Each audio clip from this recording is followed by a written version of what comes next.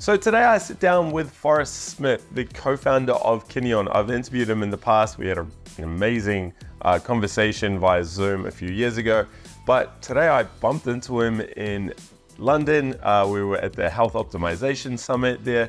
So I wanted to sit down with him. We had a really good chat. We not only do we talk about all things red light therapy and what's up and coming in the space and some really fascinating research, but we also talk about a bunch of new products that Kineon is about to launch. So you know what? Let's just dive straight into it. I hope you enjoyed this one. I'm sure you will. All right, Forrest, so good to meet you in person and have an opportunity to catch up. It's been, I don't know, maybe a year or so since we spoke. And tell me, how's things going at Kineon? It's going amazing. We're seeing huge growth. Kind of every month is breaking new records for us. And in line with our mission to increase the quality of life for the largest number of people we can in the most measurable way we can, we've got devices on 28,000 people now and growing in less than 2 years. So it looks like we'll get over 35,000 devices out in the world in our first 2 years of shipping product. Nice, nice. So I know when I did the review, you were coming out, I mean, you just released the product, the Move Plus Pro. I know you're working on a belt, I believe it was. So that's obviously up now. That's right. That's right. Are there any other accessories or any add-ons for the original product? For the original product, no. We are going to upgrade our straps for this in the next 3 months, which we've had. We really keep a tight tie with our community and try to take on as much of the feedback as they provide us as we can. And so we've got really cool upgrades on the straps and on our charging dock that we'll introduce in the next 3 months. Yeah. But as far as accessories, no, we're really pushing out to get a growth path for our next few product releases. You mentioned community, 25,000 sales customers. Typically, who are these people? Are they elderly with a sore knee? Are they athletes, stay-at-home moms? You know, it's a bit of everything. Really, we're here to help people get from pain to possible. And so what we've identified just from kind of looking at it is 3 core categories. One is young professional or semi-professional athletes in high-intensity sports. And that could be Olympic weightlifting, triathlons, ultra marathoners, people who are seeing overuse and repetitive stress injuries on their joints and really just want to recover and be able to get back into training faster, including people like the U.S. Olympic weightlifting team. Really? And, multiple NBA, NFL teams. The strength and conditioning coaches really like this because it keeps their players back in the weight room, back training a lot healthier if they do have joint issues. And also for those guys who are having recoveries from ACL tears or MCL tears, labrum tears in the shoulder, the recovery impacts on soft tissue have just been amazing. And it's great to see it. It's great to see that those results and people getting out of pain and back into possible. So that's the first category. The second category is people like me who have a lot of gray hair, haven't really kind of wrapped our arms. At least you got there, mate. At least you got here. But yeah, haven't really wrapped our arms around the fact that we're probably in middle age and we'll have to give up kind of more intense sports in the coming decades, but we'd like to keep doing it as long as we can. And so I've got an old torn meniscus, I've torn muscles in my back, and those flare up a lot with the, I still play rugby, I still compete in CrossFit, and so you see flare-ups from this and inflammation and pain, and I want to keep going as long as I can with the sports that I'm playing. And there's an entire category of people who are like this and really want to be able to not really give in to age, not really have to age gracefully and age while we're still able to play an intense sport. And then I think the last category I kind of think of as my parents who are in their 70s and they're really kind of a foundational reason that we started the company. And I think these guys really see some of the best results and some of the most exciting things that we see from our testimonials. We're shipping so many more products right now that the testimonials coming in on a daily basis have increased in number. But it's really kind of a core motivating factor for our team is seeing these things where my wife couldn't walk across a grocery store and now she can. And I couldn't sleep. I haven't been able to sleep because of pain for 10 years and now I can. And so we see these now multiples on a daily basis and our team, it's, we post them in a way that's very visible for our team and really motivates us and helps us. It's as you know, it's not easy to build a small business and to grow it, and finding the motivation and energy and impetus out of these has been huge for us. You mentioned a lot of athletes, sports, performance, but most of the, I guess, I'm assuming a lot of the users are, more around joints, recovery, pain, right?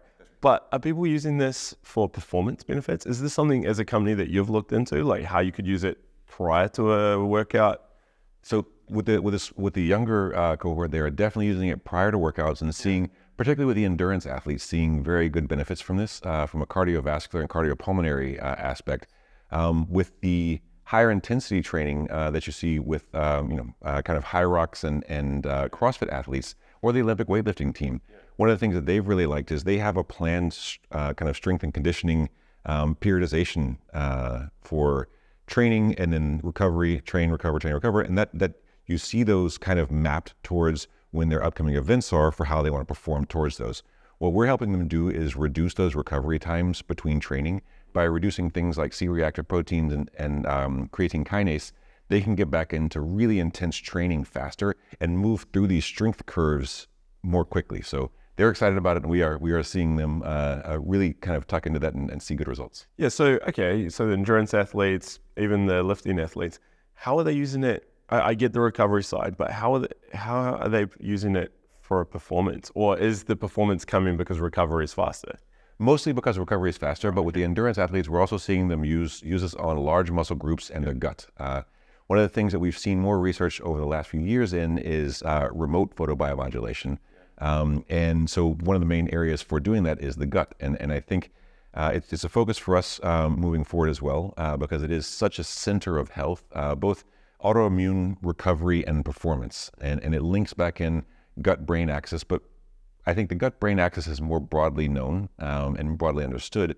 What we're seeing now in the literature is things like gut-brain liver, gut-brain skin, gut-brain muscle. And so the testing around these, and I think we were just mentioning it before the discussion now, one of the things that we've been using as a metric for this is ischemia reperfusion tests to see how quickly your body can put oxygen and blood back in your muscles. And it's a very good test to show how your cardiopulmonary function is working. And we found it mapped almost perfectly to critical power, which is a really kind of useful metric that they use in endurance, whether it's rowing or cycling or running. So the gut then, so your clients, your customers, they're just using the device on the stomach. That's right. And it's one of the things, again, we try to leverage our tight kind of relationship with our community to be able to help us understand where they're going to see the best results, because I think we're at the front end of a product segment with photobiomodulation where there's over 7,000 medical trials in this space, but a lot of the applications are still coming to light. And so pain is a relatively easy one, because when you're in pain, you know it, and then when you're out of pain, you know it. And so it's we run things like the visual assessment score with our users and see large shifts in that pain, but there's also things that are less apparent. And so being able to increase this cardiopulmonary efficacy for these athletes is huge from an endurance standpoint, but it's not something that's really been as worked over from a research standpoint. Yeah, interesting. Do you know how I use your products? Remember, I have a lot of red light therapy devices, right? But it's my go-to travel device. Oh, yes. Size portability. But whenever I get cold sores. Oh, wow. Because it's easy. You just hold it, little pod.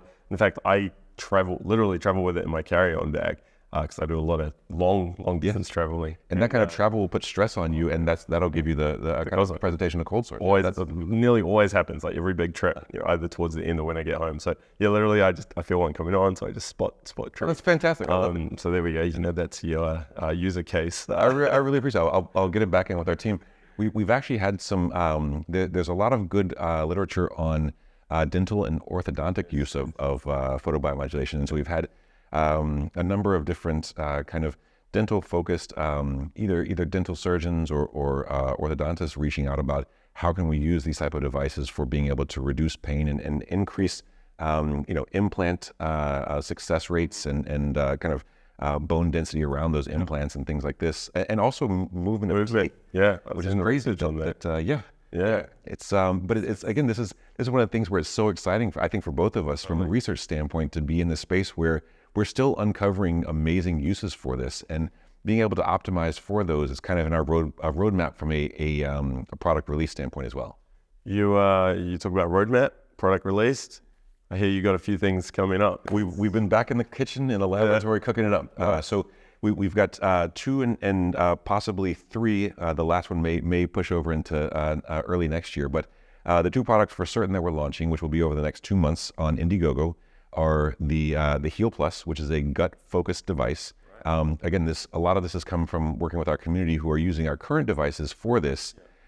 We've spent also tens of thousands of hours building out dosing models and then baselining those in physiological responses and physiological testing. And so one of the ways we felt like we could use this is to provide more effective dosing for our, again, new areas, new treatment modalities that we'll be releasing soon. So gut, again, is one of these where we see such a strong tie, such a high leverage point for everything in the body, that it's our new primarily infrared focused device that will be launching on Indiegogo in about 2 months from now. So super excited around that one. And again, we've talked through some of the benefits, but there's been even more that we're seeing in our early tests with this and with the literature around it. And I think just to kind of give a little flavor to that, the autoimmune impacts are amazing. We're working with a lab that's doing experimentation with this, trials with this on multiple sclerosis, which is a really severe autoimmune disorder that doesn't really exist a pharmaceutical solution for, and we're seeing amazing results for it. Again, it's still early days, and we want to be as a company, we like to underpromise and overdeliver. So we're still putting together our data around how we're going to approach that. But being able to see this change people's lives, again, that's our mission as a company. And so when we see it happening, we can't really steer away from that. We have to kind of steer into it and be able to kind of provide more data on it and get ourselves to the regulatory pieces that it requires to launch that. But gut health, and again, one of the things that actually came out of the gut health development was we've seen very strong neurotransmitter increases, so serotonin and dopamine in specific, out of the gut, but also in the brain. And the interesting thing for this is that these neurotransmitters don't cross that blood-brain barrier, so they're actually just being generated in the brain at increased levels. But we were seeing one segment of the tests of these test subjects not really responding. And when we came back to parse that data, what we found was when people are in a fight or flight state in their autonomic nervous system, because you have that kind of sympathetic, parasympathetic nervous system, when they're in a fight or flight state, what's happening in the gut that causes the neurotransmitters to increase in the brain wasn't happening for these people. And so there was also some very good literature on how we can benefit that with electrical stimulation of the vagus nerve. And so we're now going to release these two products together. So the vagus nerve stimulation will allow the people who are using this device to see those same neurotransmitter benefits in the brain. And there's additional ones. Brain-derived neurotrophic factor and kind of the neuroplasticity that comes with that is another exciting one. But if you can't get yourself out of fight or flight state, then you don't see those benefits from the gut treatment. And again, it's our mission to make sure that people are seeing these benefits. So that's our two product releases over the next 2 months: is the gut product, which is the Heal Plus, and then the Vagal product, which is the Calm Plus. 2 months. So we are, what are we? June, mid-June. So July, August. That's right. Rolling them out. Wow, that's exciting. So the gut product then, is that purely near-infrared? It is purely near-infrared. We are going to have we've had different discussions on this about the red, because we use these relatively complex Monte Carlo models to show how the light distributes, and we're showing that the red is not distributing into the gut. It doesn't penetrate far enough. But we are seeing outcomes move with it. So it is improving outcomes, but we've been kind of unable to explain that. So it seems like there's additional mediating factors, and it may be something where it's impacting more superficial tissue, and then that's as a secondary effect that's then translating through to the gut. So we're right now discussing with our tech team whether or not to include this red, because we really like to stay to our models. But again, we're seeing outcomes improve, and that's likely what's going to drive the decision to include that as well. Hey, really quick, if you are enjoying this video, hit the like button and also subscribe. I did 6 interviews at this weekend in London, so I'm rolling out a lot more interviews. Of course, I've done a lot of interviews in the past, so hit the subscribe button. I appreciate it. It's fascinating, isn't it? Like the fact that something's happening, but you don't know why. Like, yes, we don't know why. Yes. I mean, there's like 6, 7, 8,000 papers on photobiomodulation, and it's still like, how's this working? Yes, we had a great discussion with James Carroll from Thor Laser yesterday about the same thing, and amazing research. He's been in this space for decades now, And I think there, as a technologist and someone who would like to see more objective measures around what's mediating these kind of different outcomes, it's frustrating. We'd like to see a little bit more data kind of pulling these together. But in many cases, and particularly with the gut, we're seeing the A, we're seeing the Z, and so we've got to find these letters to get between to be able to explain how we're getting to the Z. But again, our when we have difficult decisions, our North Star as a company is how is this moving the quality of life needle for our users? And if we find that Z, then it is, and we're going to go back and dig into it to fill in those middle letters as best we can. I don't want this to be why we're better than the competitors or anything like that, but I know it's a question that the audience are going to ask, so I have to ask it. What's the gut one called? The Heal Plus. Okay, so when that comes out, it's got your near-infrared in it. Maybe have some red light as well. I know what people are going to say though. You're going to say, "I've got a large panel with near-infrared and some red. Why should I purchase the Heal Plus?" What's special about it? What have you done here? You've touched on some of the dosing. Is that the secret sauce in terms of the benefits? The dosing drives so much for us because, again, dosing we can tie, it gives us those letters, those kind of elemental P type letters in between that tells us where we can drive that Z outcome when we're going from A to Z. But one of the things that we've seen with this is that essentially LEDs emit light in a Lambertian pattern. So you have a chip-based device that emits in 360 degrees. You package it into a PLCC package, and that limits it to 120, but it's still continuing to broaden. So with lasers that we're using for our gut device, and again, that we've built these dosing models around for being able to penetrate into that more internal tissue, the light's collimated. So you don't lose as much, and it's much easier from a dosing standpoint to understand what you're delivering and how you're impacting. And I'm assuming you applied on the stomach when you're using this? Yeah, so then you're controlling a lot of those variables, aren't you? Like distance, you know exactly what you're putting out. It's not some random panel that, between companies is completely different irradiance, different light dispersion, different wavelengths. You have all of those all those variables controlled, and then you've got the data over here in terms of what you need to deliver. So yeah, I get that. Hey, what about body fat?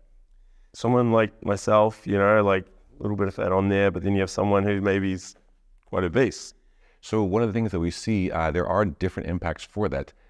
We can actually modulate relative, and this is not something that we're going to include in the first product, but we can modulate relative to different physiological responses that we can sense from the body. And I think this is something where the technology's been there in a simple format for some time. I use a Whoop. You've got an Oura ring on here. Plethysmography has been out there hardware-wise since the 70s, 60s even, and the data that you can pull out of that and the resolution from which you can pull it is getting better.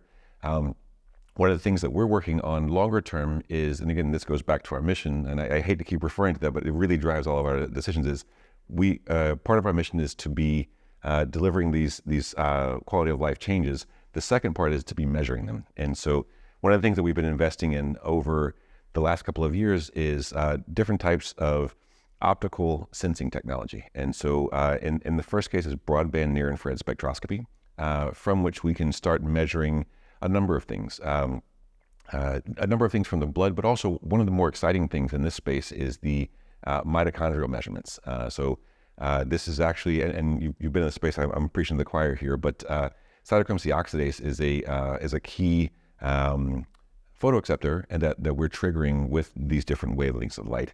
And being able to measure the functional capacity and either impairment or function of these mitochondrial enzymes is something that we can do with this broadband near-infrared spectroscopy. And so it's an exciting thing that we'll be working on launching. Again, it won't be in our near-term products, but next year, we'll have by the end of the year sensor feedback loops that provide measurements physiologically for how this is impacting you on a personalized basis. And it's so exciting. I kind of have to rein myself in about it. Man, that's awesome. I mean, that's what I love about you guys, because you create products. I mean, you literally create products. I mean, that's a big differentiator. In fact, that's what a lot of companies who are just, copy paste, clone products, right? So that you got that. But then secondly, yeah, I mean, your stuff. You've got an amazing team going deep into the research, and you're doing your own research.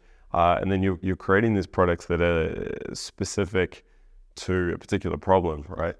Which I mean, I think it's, Yeah, I love panels. Obviously, I've been using them for a long time and stuff. And there is something about just that full blanket sort of approach. But at the same time, like, I know when there's a particular problem, I mean, my son, you know, the situation with my son, like we're using a very targeted device for his brain in targeted areas. You know, you need those more specific treatment modalities for particular problems. And yeah, the cool thing is, like with this gut product, you know you're going to use it and see benefits down this path rather than just hoping to see something. You know what I mean? Yes. So I think that's really, really cool.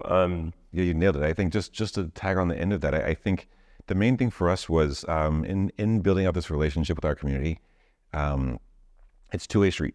We want to set expectations and deliver on them, and we can't promise those unless we've tested extremely thoroughly and unless we're targeting things that we know we're delivering the correct dosage for. And that's when we can promise that we're meeting all of our expectations. And that's our ongoing relationship with the community that's been building out over these years. And again, they support us with feedback on where it needs to steer to and how it needs to go. And we provide them with credible input, science, and meeting the expectations that we promise. So we take those very seriously. Yeah, no, it's very, very impressive.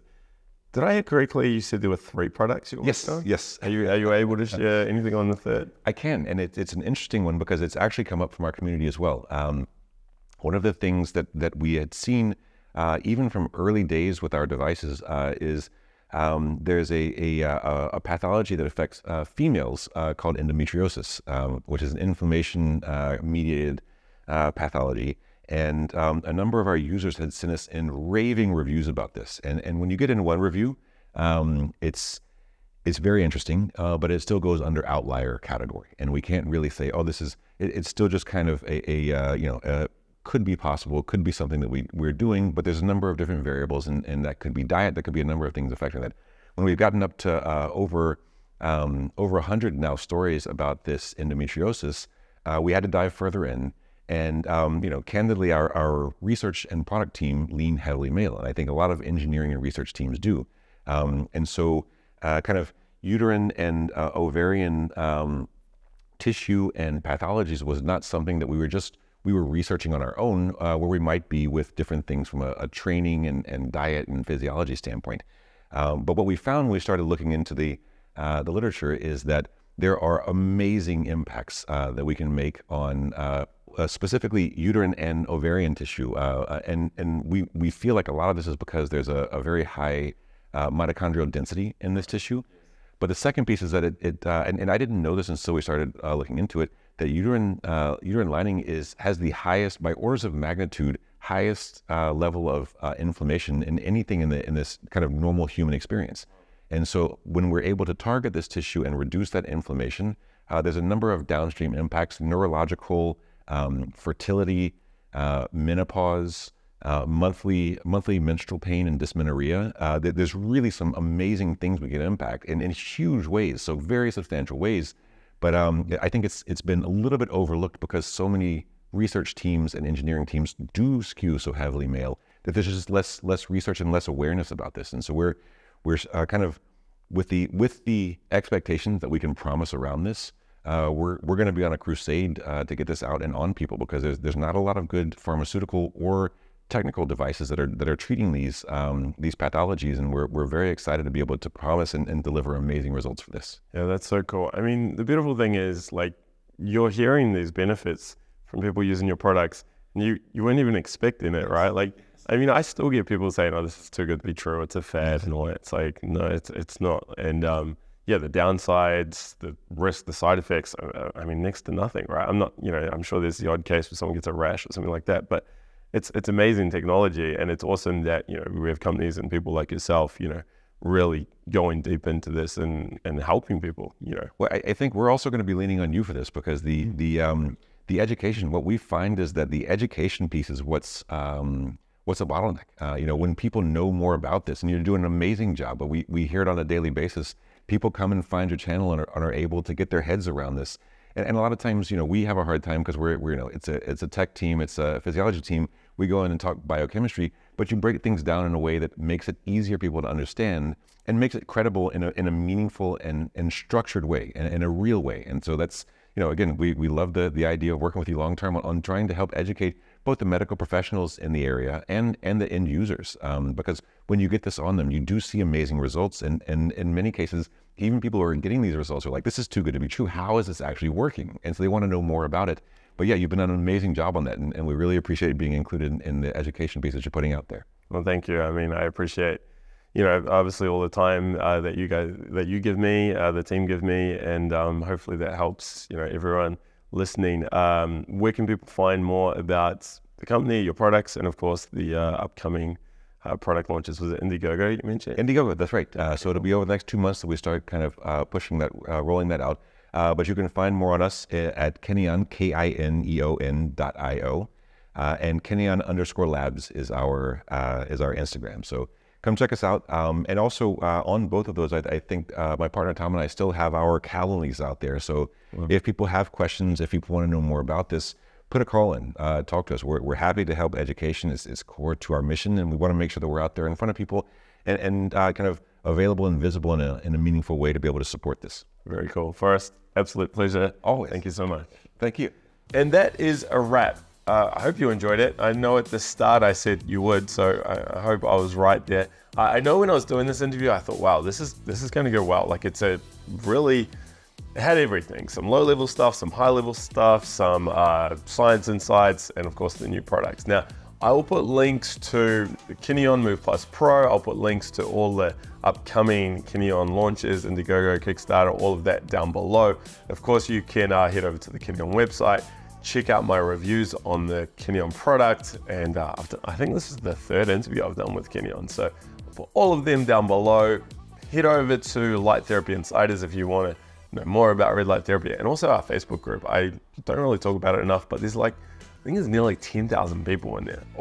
And all we're doing is talking about red light therapy. So jump over there. Of course, any questions, leave them below. And I'll see you in the next video, because remember, I've got a lot of podcasts coming out, and you've already subscribed, right? So in the meantime, here's the playlist with all of my red light therapy interviews. So head over there and see if you can find one that interests you.